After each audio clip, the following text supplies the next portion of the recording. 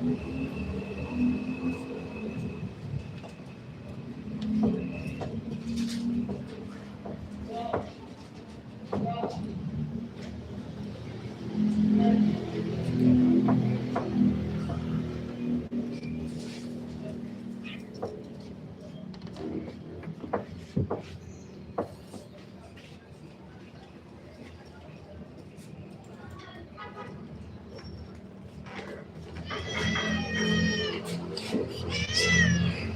Bakit?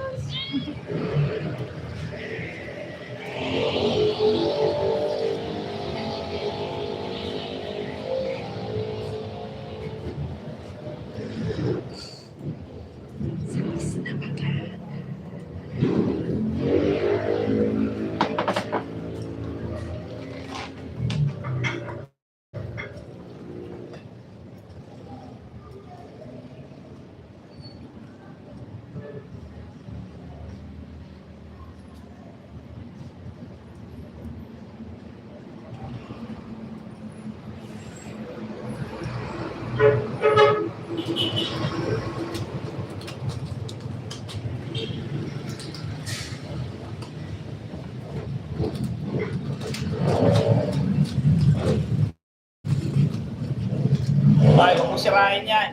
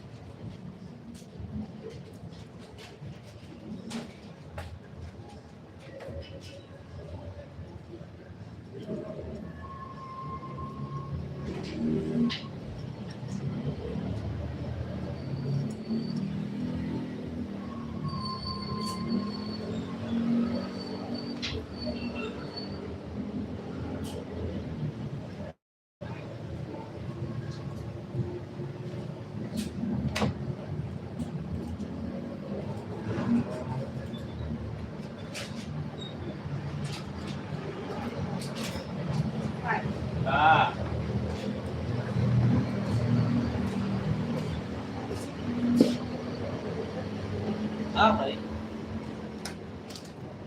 Looks good.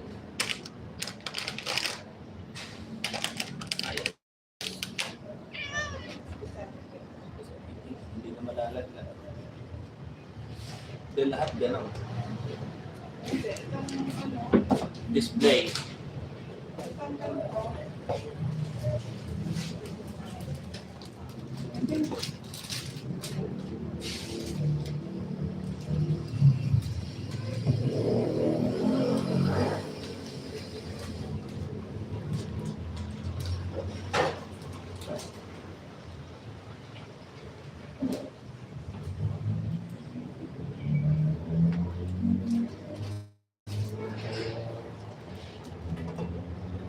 Paano mo ba ilagay yan sa isa? Saan mo nila? Kasi pag nasa ano doon, Nandun. nakatayo. Nakahiga. Kasi tatayo natin. Tatayo natin yung display. Tatayo. Hindi, tatayo natin lahat. Ito lang inaisip ko kung paano ko siya tatayo. Gaganon ko.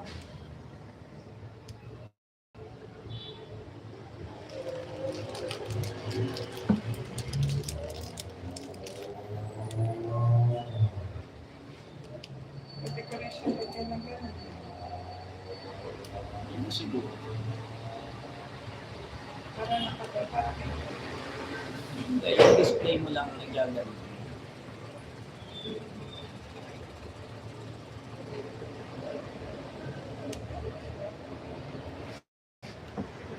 May display pa. Oo.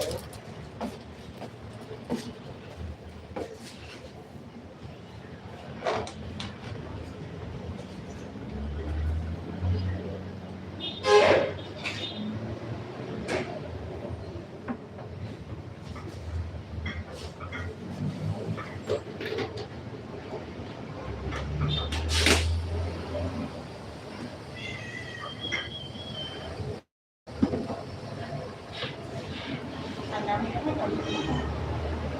Alam mo.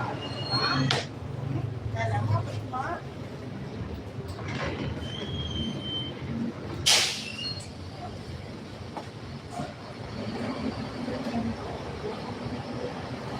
Alin? Bukas ko yan ito. Plastic.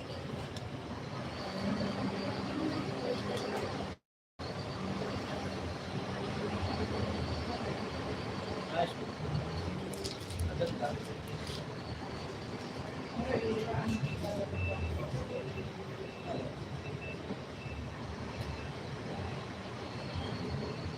Hindi na siguro.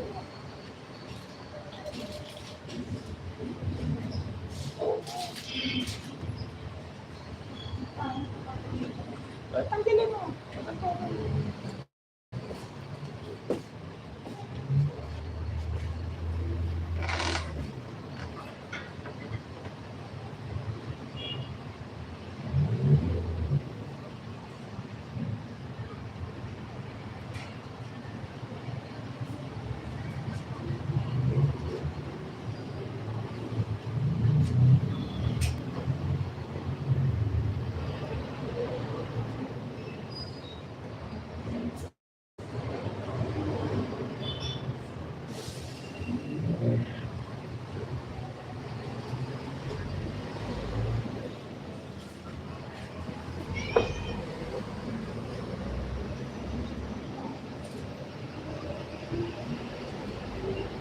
Nakita mo itong dalawa, mahalan. No?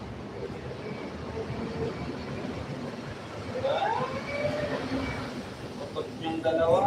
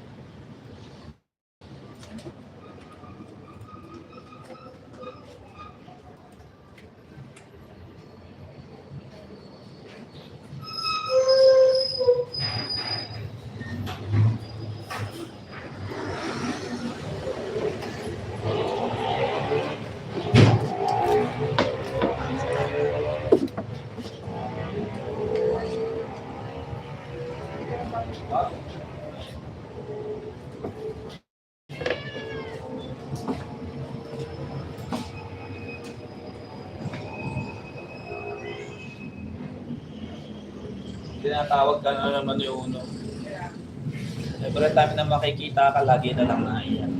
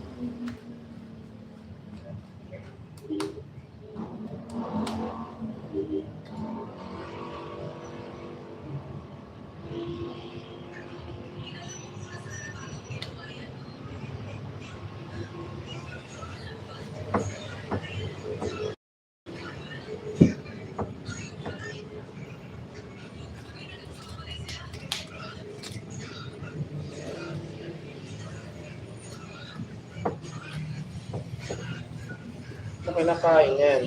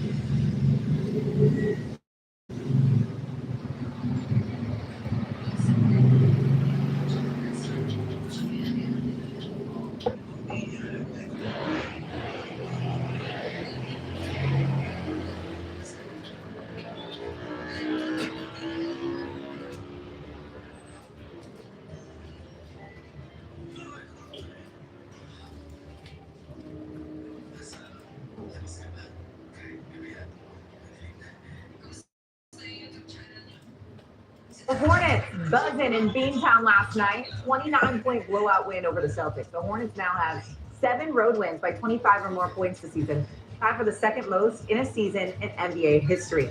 Rookie ktten stole the show, leading all Charlotte scorers with 20 points. His 29th 20-point or more game so far this season. We go back to this conversation of Rookie of the Year now. Ktten, Cooper Flag, Chene, who would you have winning your Rookie of the Year in your Charlotte Hornets colors over there? Oh, wow. You're trying to lead me there, huh? Take me through there. Take me through there. Y'all, this is so hard for me. And I was actually sitting down talking to one of our amazing researchers here at ESPN. The 65-game rule does not apply to this award because it could have honestly dictated it. And overall, Ktten has played 62 games. Cooper Flag has played 49. Right now, I am sticking with Cooper Flag. That could change if he continues to miss games. He's missed 12 so far this year, 8 straight. But I'm sticking with Cooper Flag. He's averaging 20 points per game. And I just like how he affects the game in many different ways. He can play 1 through 4. He can play those positions. He can guard those positions. He's had a 49-point game in that head-to-head where I think Khan had 34. And he's just someone that is dominant. He came into his own. He has 7 30-point games. I look at the holistic way that Cooper Flag affects basketball, and that's how I see it dictating my vote, but it does not diminish what Khan has done consistently. So it's been hard for me. I'm picking Cooper Flag right now. When 82 games are done, and if Coop is still out, I think Khan has an opportunity to change my vote.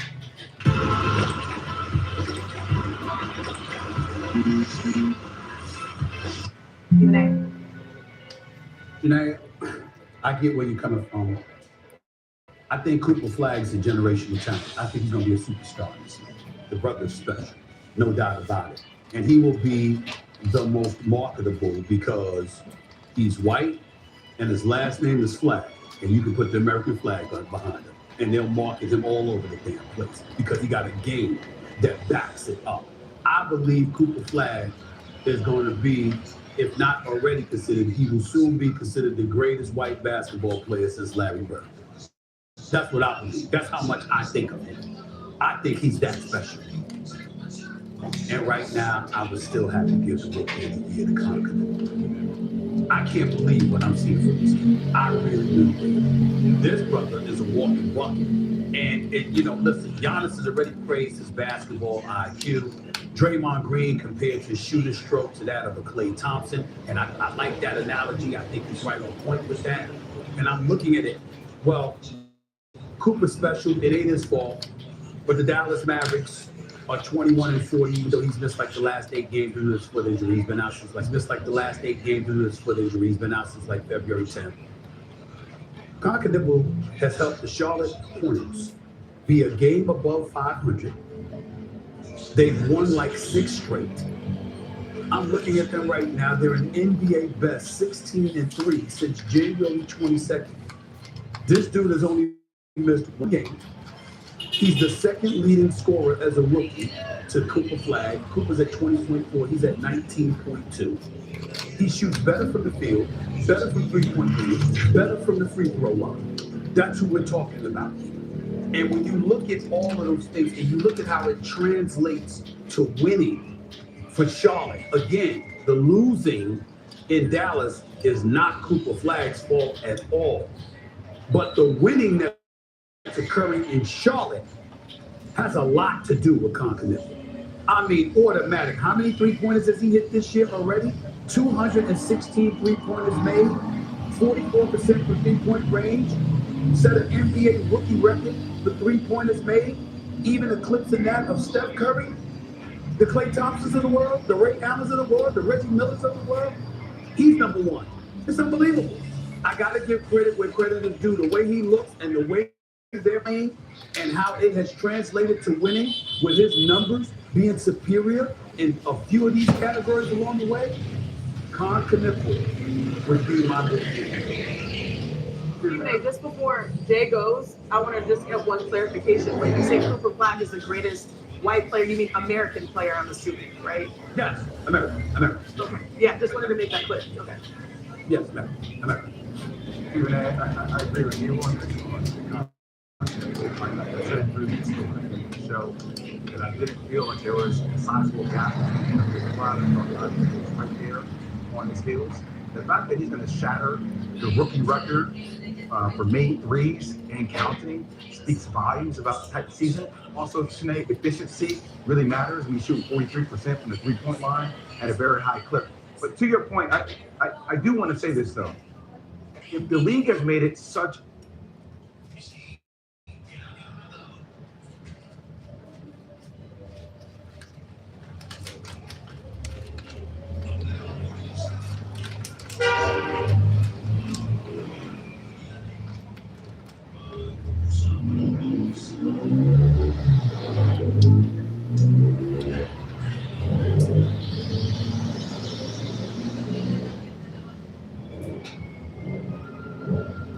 Stephen A., as you know too, because you've seen so much basketball in your time, getting through a certain amount of games your rookie year is hard. Yeah. It's really hard. It's a different grind than college or overseas. The travel, the back-to-backs, the 4 games in 8 days. So that should be rewarded. And the fact that ktten has only missed 1 game, I know we factor in, injuries and other things, but I think that should be rewarded in a time where we don't want to see teams tank and we want to see players play. ktten plays each and every night, and it's still putting. Okay, go ahead. And that's where I struggle in this, because I'm taking Cooper Flagg's sample size of 49 games and trying to extrapolate an award that isn't a season award versus having the, I guess you could say baseline for these other awards being 65 days where, well, this guy's probably not eligible or not. And that's the hardest thing. Do you freeze frame what this person has done versus do you honor the overall long-term durability of another star? That's the toughest part. Got you. Last thing I want to say is this. We ain't going to end this conversation talking about Charles Hornets without talking about the job Coach Charles Lee is doing. The man is doing a hell of a job. I think it's important to say. Do you not agree, Jay? I agree with you wholeheartedly, and also, if you're going to give Coach Lee love, you got to give LaMelo Ball some love too. Because I think he's what about you're just seeing a lot of things still go on, but I think you're seeing the maturity of his on the court to meet. The maturity to happen on. The Hornets have won 6+ games now in a row by 15 or 1 points. They are on a tear right now, at the right time too. It's been a career year though in Boston for Jaylen Brown, but with Jason Tatum nearing his return for the Celtics, it has become very hotly debated whether the C's are now Brown's team or if they're going to become Jason Tatum's team. Theo Pinson and J.R. Smith were the latest to weigh in. Let's listen to them.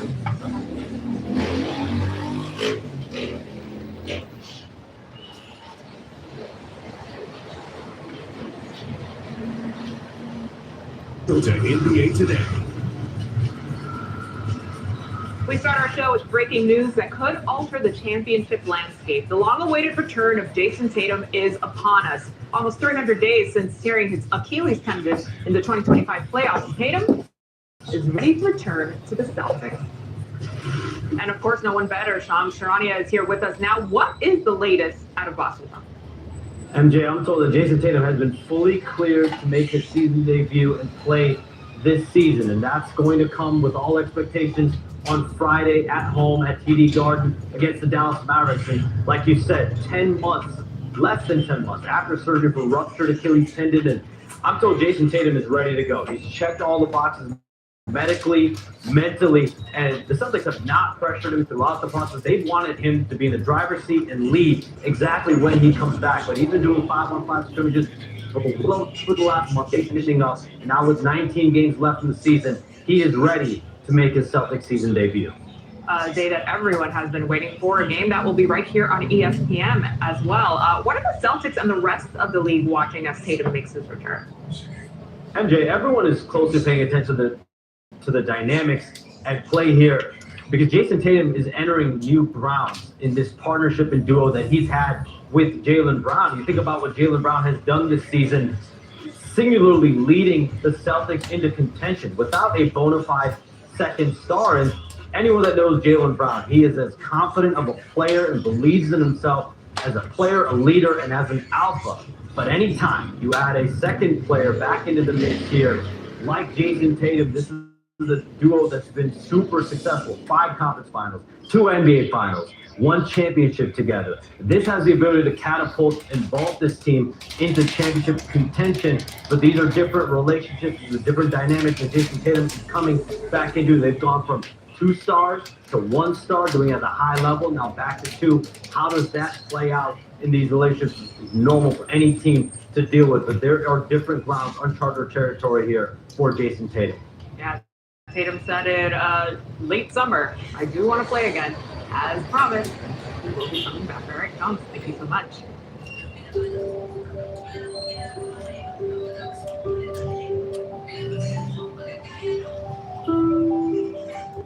Welcome in, everybody. I'm MJ Acosta-Ruiz, and for Malika Andrews, our squad in the studio. Kendrick Perkins, Shanae Agumake, and Tim McMahon in the house. Guys, lots to get to. A lot of meat on this bone. The biggest question mark of the season, it's answered now. Jason Tatum will be back for the Boston Celtics. Burke, let's start with you. How is it bringing in a superstar like this back into the lineup when the team has been winning? I mean, this is really going to change the landscape of the conference. It's as easy as me, you putting a plate of food in front of my face and telling me to finish it. Damn it, I'm going to finish it. And look, I don't want to hear about is Jason Tatum going to be able to fit. It's still Joe Mazzulla's system. Thank you. There's still a team that gets up and down and spread the floor, isolation, shoot a lot of threes. What's changed? What's changed? Both of these guys played together and they both averaged 30, almost 30 points a couple of seasons ago. What else is new? Jason Tatum is only going to add to this situation, which is scary, which is why I always say this is the most dangerous team in the entire league, because they're a legit title contender with Jason Tatum. And now they have zero expectations. Yeah. To be honest with you, they're playing without his money. So earlier today, I was asked, because there's a clip circulating, whose team is it, Jaylen Brown or Jason Tatum? I said it is Joe Mazzulla's team. He is the one who has orchestrated helping bring Jaylen Brown his game to an MVP level, and also his system works for Jason Tatum. They won a championship, and also, like, you think about it, it took me a while to come back from an Achilles injury, but he had time. He spent time in the game he spent time with his team playing 5-on-5. The most important hurdle is the mental hurdle. There's no rush here. It's not like you have to come back in the playoffs when all the lights are on you. You still have 19 games left of the regular season while feeling confident in yourself, also knowing, I mean, I know his expectations are like, I'm going to be that guy. It might take some time. It might take 10 or so games. But the fact that he can ease his way into greatness at a point where his team is second in the East, I love this for him. The biggest hurdle, and we've dealt with injuries, is that mental hurdle. Am I ready? And we heard like rumblings that, he was questioning himself here. It doesn't sound like there's a question anymore. And as long as he's good, the mind goes, the body follows. I'm excited to see his return. Well, and I do think, as Perth alluded to, you have to have reasonable expectations. And whose team is it? Who cares? It's a championship team a couple years ago. Right. Got a chance to be a championship team again. But Jason Tatum is not going to come back and right away be the perennial All-NBA selection that he's proven himself to be. That's not realistic. 10 months off an Achilles. I assume there's going to be a minutes restriction. I assume there's going to be a ramp up. What he has an opportunity, though, as you said, about a quarter of the season almost. A chance to ramp up, a chance to elevate his play to as high a level as it can get going into the playoffs, but they don't need him to put a cape on his team. But the fact that he's coming back tells me everything I need to know. We're talking about 9 months. Anytime I hear 9 months, I think about pregnancy, not somebody coming back from an Achilles tear. Let me give Jason Tatum his flowers real quick, because people don't realize how hard it is to come back off an injury like this. I tore my ACL. The time you have to put it in the gym, the mental aspect you gotta have when you want to give up on the game of basketball. Sam Cassell, his assistant coach, told me that they literally had to tell Jason Tatum, we're not coming in on Sunday and you won't be here. Like, that's how much he was living in the gym. As people wonder, like, oh, it's taking this guy a certain amount of time, or he's taking the entire season off. So, a few things we do know. Jason Tatum don't drink, he don't smoke.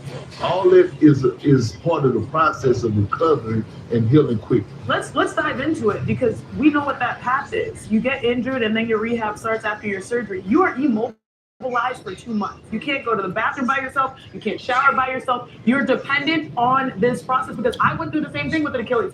I slept in my parents' bedroom on their couch and they took care of me for 2 months. Then finally, I was on crutches, on a boot, weight bearing. Finally, that felt like freedom. Then I learned how to walk again. Then I was on a treadmill again. It was a non-weight bearing treadmill where I started off at 20% body weight, then 40% body weight, then 60, then 80, and then all of a sudden it feels like you're in a pool and you step out of a pool and you're at gravity again. Mind you, we're people that are taught that we can fly, we can run, we can jump. Then you have to go back to bouncing a ball. And that felt so natural for you for your entire life. And now you're stepping into a place where not only are you bouncing the ball, but people said you're great, you're one of the best, and you want to be that exact same thing. So I know 9 months is impressive, but more impressive is the fact that he believes he can help his team when they're number 2 in the East and they have a shot at something and he's not going to bypass that. I love this for JT. Yeah, that mental aspect can't be discounted, and it's not for the weak. You either have that X factor in you or you don't. Tim, how does this affect the rest of the East?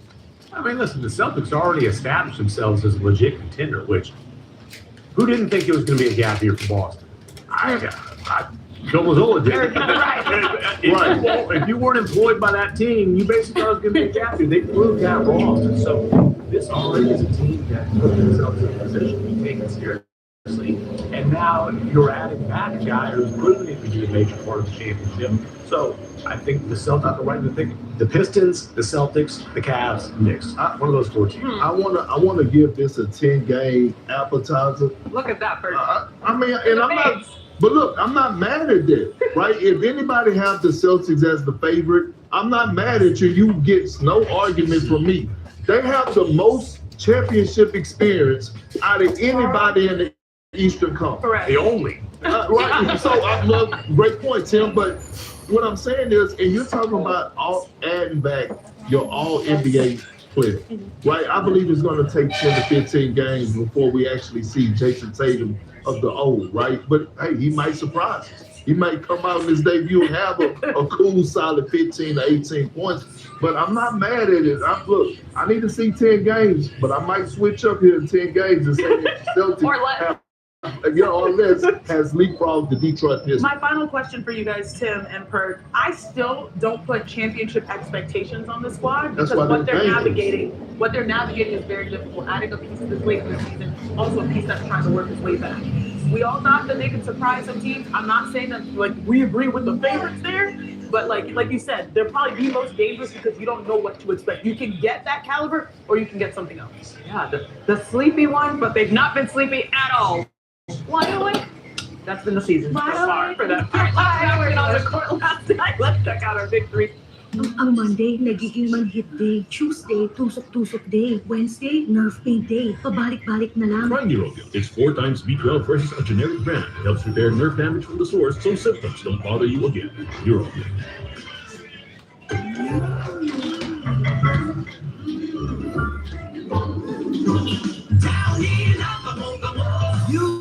Down.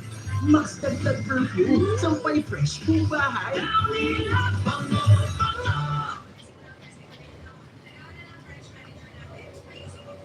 Bronny is field goal percentage like 20%. He hasn't shot much, but I think he's I think he's 2 for 11. When it comes to the Bronny James situation, it feels like the story changes every single day. Look at what was done to them, but that's where Dolphins connect. Bronny James lines it up. Michael Ray, Magic Johnson said, boy, he played like me. That's what he's been as a pro. One week there's a new headline, the next week there's another narrative pushing the idea that he's already a legit NBA player. Whole point is, Bronny James has been a slightly above average late second round pick. But when you actually watch the game, when you really pay attention to what's happening on the court, the picture looks very different. The eye test tells one story and the numbers tell the same one. If we are going to be fair and we are going to look at this objectively, we should say, hey, how does his production up to this point in the season compare to the other guys drafted in the second half of the first round? We're gonna see numbers to kick out. Here's Bronny James. Totally wide open. Right now, Bronny James simply hasn't shown the level of production you normally expect from a solid NBA player or even from a dependable bench contributor. And the reaction around him makes the whole thing even louder. Every time he makes a basic layup, every time he knocks down a jump shot, the celebration online explodes like someone just hit a game winner in the NBA Finals.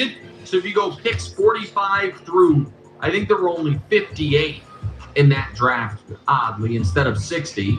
And you're like, oh. So of those 14 guys, 7 of them are not on an NBA roster. Feels over the top, and fans watching closely can see that the response doesn't always match the moment. Calling out that reality doesn't make someone a basketball genius or some kind of savant. It just means they're willing to say what many people are already thinking and noticing while watching the game. And when you look at the numbers, the situation becomes even clearer. Compared with the rest of the league, Bronny's current statistical rankings sit near the very bottom among players who see real minutes. Out of 327 NBA players who average at least 10 minutes per game and have appeared in at least 5 games, Bronny's placement is rough. Points per game, 325. Field goal percentage, 324. 2-point percentage, 321. True shooting percentage, 326. Pick 47 has not played, is not on a roster. Pick 48 has played 11 minutes. Pick 49, pick 50, pick 51 has not played or on G League teams. Pick 52, Quentin Post, has actually been solid for the Warriors. And pick 53, Cam Spencer's been solid for the Grizzlies. Pick 54, not on a roster. Pick 55, Bronny. Pick 56, pick 57, G League, or not on a roster. Those numbers tell a tough story, and they highlight how far he still has to develop before becoming a reliable NBA contributor. Now, when it comes to the people defending Bronny James online, let's keep it real for a second. There aren't actually that many diehard Bronny fans yet. What you mostly see are passionate LeBron supporters who by default also defend Bronny and everything connected to him. It's loyalty by association, and it shows up everywhere in sports debates. A perfect example is someone like Nick Wright, one of the loudest voices in sports media when it comes to defending the LeBron side of any discussion. Whole point is, Bronny James has been a slightly above average late second round pick. I disagree. That's what he's been as a pro. A slightly above average late second round pick. That's it. So stopping that clip right there for a moment, Nick Wright's argument that Bronny ranks among the better players at the back end of his draft class doesn't fully hold up when you look deeper. Historically, a large number of players selected in the later part of the draft struggle to stay in the league long term. That reality makes the comparison a lot less convincing once you step back and look at the bigger picture. That's not some kind of smoking gun proof that Bronny James clearly belongs in the NBA. If anything, it actually points in the opposite direction. What it really suggests is that Bronny James is getting far more patience, more room to struggle, and far more chances than the typical late draft pick ever receives. And the reason is obvious. His name carries massive weight around the league. Bronny against B. Take someone like Antonio Reeves, the 47th pick in the draft. His past shows what the reality looks like for most players selected that late. Reeves has been through the grind, bouncing around teams, dealing with trades, and fighting just to stay in the conversation. Early in his NBA journey, he was picked up by Orlando, later moved to the Pelicans, and then eventually landed a two-way contract in Charlotte. That's the life of a typical second-round pick. There's no guaranteed stability, no long leash, and no safety net. And for players taken in that range, the pressure is constant. You get limited minutes, limited chances, and if you don't immediately prove something, teams move on fast. You might get waived, sent to the G League, called up for a few games, and then pushed aside again. It's a brutal cycle that most late picks go through while trying to survive in the league. Now look at what Reeves actually did when he finally got a real opportunity to play. During the 2025 stretch, he averaged about 6.9 points per game while shooting 45% from the field and around 39% from three in just 15 minutes per night. That's solid production for a role player trying to earn a spot. And during the final 10 games of the season, his performance jumped to another level. We looked at him and said, "It's the biggest dude on the field." Yeah, he is a big quarterback.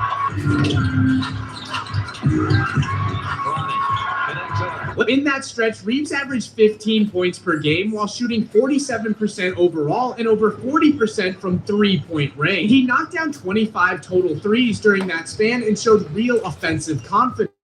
When he was given consistent minutes, he proved he could contribute and look like a legitimate NBA rotation player. But here's the harsh reality of life for late second-round picks. Just a few months later, Reeves was out of the picture. Despite showing flashes and putting together a strong stretch of games, nothing was guaranteed. That's the cold truth of the league. And if you're drafted late, your margin for error is razor thin. Even strong performances don't always buy you time, and that contrast raises a bigger question. Reeves last season alone showed more consistent flashes of NBA-level scoring than Bronny James has shown so far in many of his appearances. Yet Reeves still faced the chopping block quickly. That tells you everything about how fragile these roster spots really are. Now look at another example, Kevin McCullough Jr., who was selected with the 56th pick in the same draft class as Bronny James. His time in the NBA ended almost immediately. In his short run, McCullough averaged just 1.5 points and 2 rebounds, while shooting poorly in about 7 minutes per game. It wasn't a strong start, and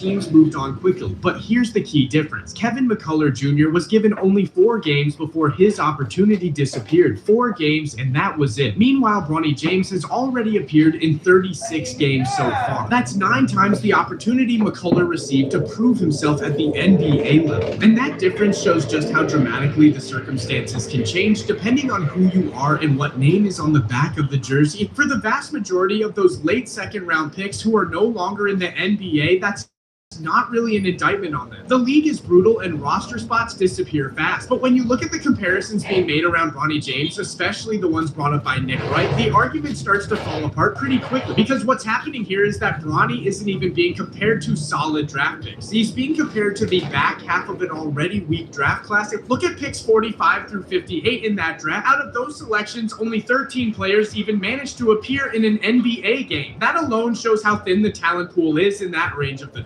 draft. But even when you stack Bronny James against that specific group, the very back end of the class, the numbers still don't paint some dominant picture. Points per game ranked 6th among that group. 3-point percentage 7th, 2-point percentage 11th, plus minus 9th, win shares 13th. So even compared with the least productive portion of the draft class, Bronny's production lands right in the middle or near the bottom of that group. That's not elite, that's not impressive, and calling that above average is a pretty massive stretch. What we keep seeing over and over again is that the bar for Bronny James isn't sitting on the floor. It feels like it's somehow placed under the floor entirely. The expectations are constantly adjusted, and the standards move whenever the numbers don't look great. And when commentators like Nick Wright jump in to defend it, the conversation suddenly becomes less about performance and more about protecting a narrative. And there's another pattern people have noticed when it comes to defenders of LeBron James and his circle. If Bronny has one good game out of 10, that single game becomes the headline everywhere. Suddenly, that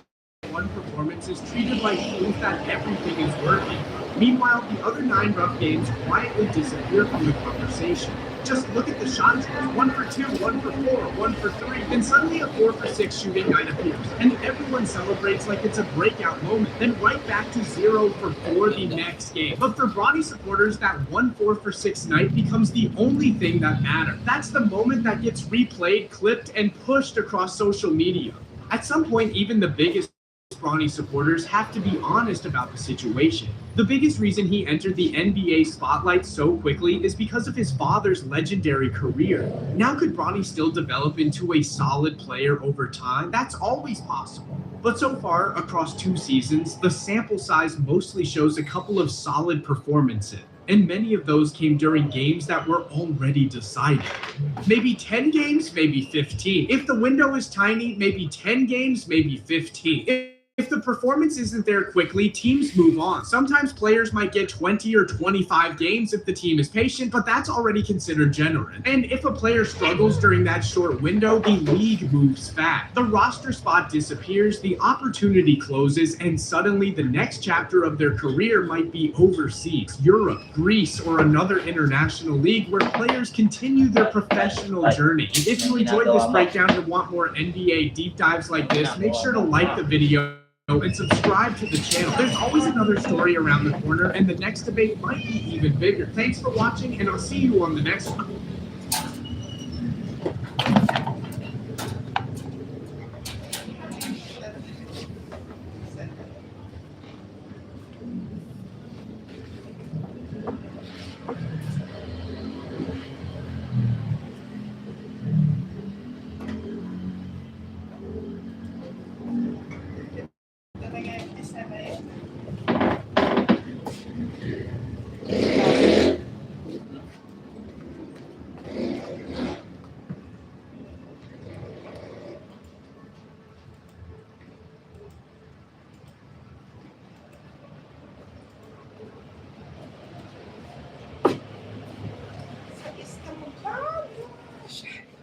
Sarap ng pwesto mo ah. Sarap ng pwesto ng 4, mga kulit. Tsaka na tutulog.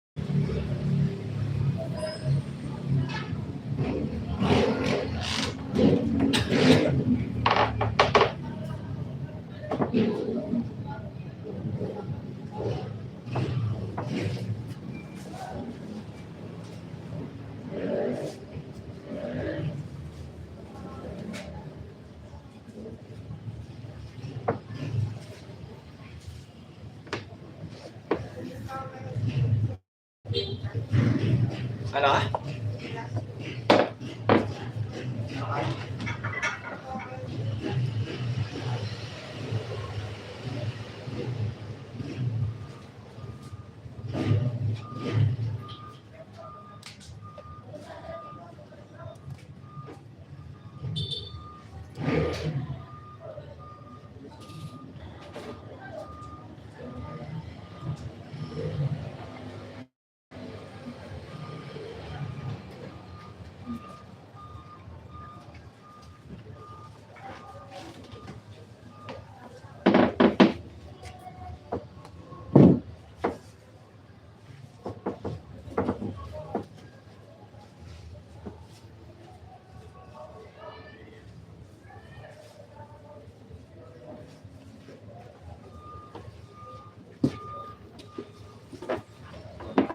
Oh, ikaw. Alis ka na dyan. Lipat ka na sa kabilang kulungan. Dito? Dito siya.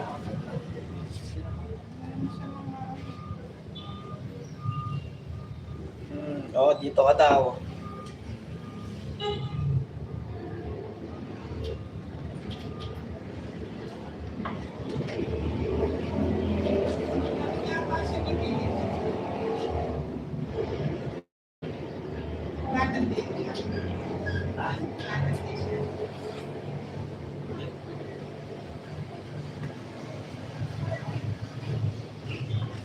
Yan ang talaga.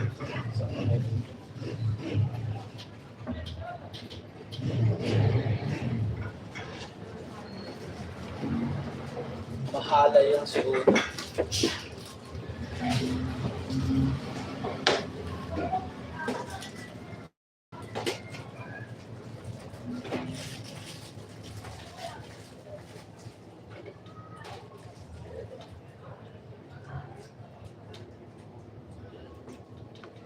Pansit Canton ko, may peanut butter at oyster sauce. Easy peasy! Eh, ikaw? No? Sapat pa toothpaste mo? It's the 2026 edition of Sports Card and Desk.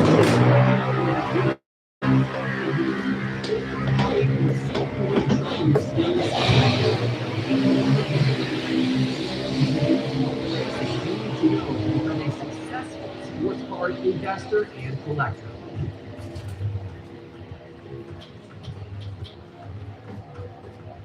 Hello, sports card investors and collectors, and welcome to Sports Card Investing and Collecting for Beginners. I'm very excited to do this video with you today because sports cards have been my life for the last several years. I absolutely love cards, and I absolutely love teaching what I have learned along the way, including some hard lessons.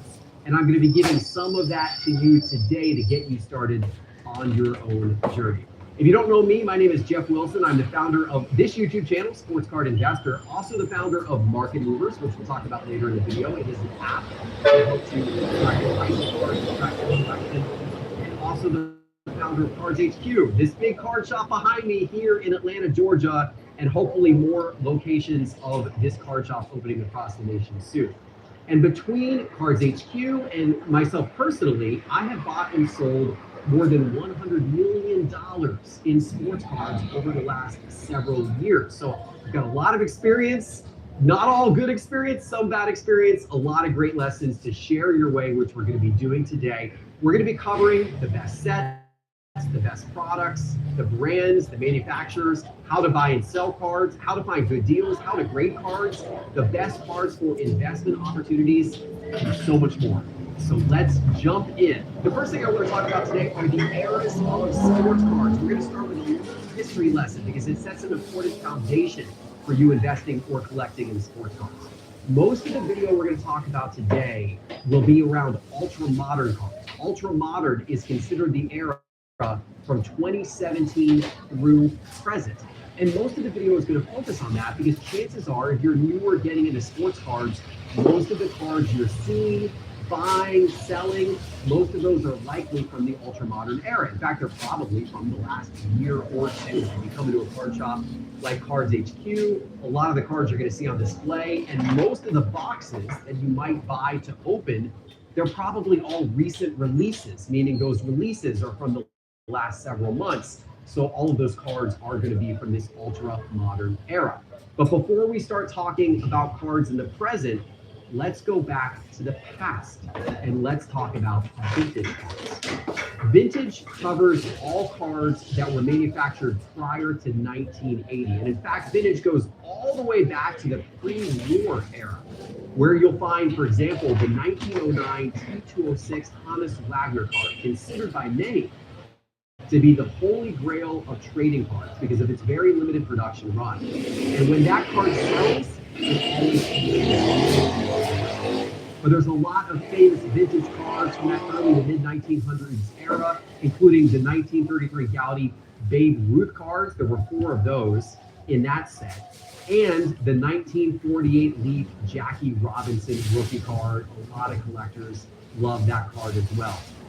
But you've got to go to 1952 to find the set that really changed the game and put sports cards on the map forever. It was the 1952 Topps set. This is the first time that Topps had ever produced a full-size set. And it was the first set to ever have a design that included white photos of the players, team logos, and then statistics of the players on the back of the card. Collectors loved that design, or at least they did over time. When the set first came out, believe it or not, 1952 Topps was not very popular. They printed so much of it that they had to trash a lot of it. There's a whole famous story about how they actually dumped a lot of photo cases in the ocean of 1952 Topps. But over time, card collecting really caught on, and then everyone started looking at the 1952 Topps set as the most iconic set that changed the game. And there's another reason why as well. The 1952 Topps set includes a 1952 Topps Mickey Mantle card that many consider to be the greatest and most valuable sports card ever created. Now, interestingly, that's not actually Mickey Mantle's true rookie card. Mickey Mantle had a card the year before in 1951 Bowman, but his 1952 Topps is more valuable in part because of the design of the card and the importance of that 1952 Topps set. And only 3 of that 1952 Topps Mickey Mantle card exist in the world in perfect PSA 10 condition. And it were believed that if any of those 3 copies were to sell today, they could command $50 million or more when they were to sell. Absolutely incredible. But it's not just baseball that had a lot of vintage cards. You can find vintage cards in other sports as well. For example, in football, the 1958 Topps Jim Brown card is a very iconic vintage card. In basketball, the 1961 Fleer Wilt Chamberlain card, very iconic. And in hockey, the 1979 Okichi Wayne Gretzky rookie card, very iconic there as well. And of course, there's a lot of other, vintage cards from all sports that are super iconic. We're just touching on a few of them to lay the landscape here for you. Now, historically, vintage cards of all-time greats, like some of those I just mentioned, have been the safest and most profitable long-term sports card investment. But that doesn't mean that they are the only type of card worth investing in. We'll get more into that later in the video. Next, let's talk about the modern era of cards. The modern card era is typically divided by cards manufactured between 1980 and 2016. And here you will find Michael Jordan's 2 most important cards, his 1984 Star card and his 1986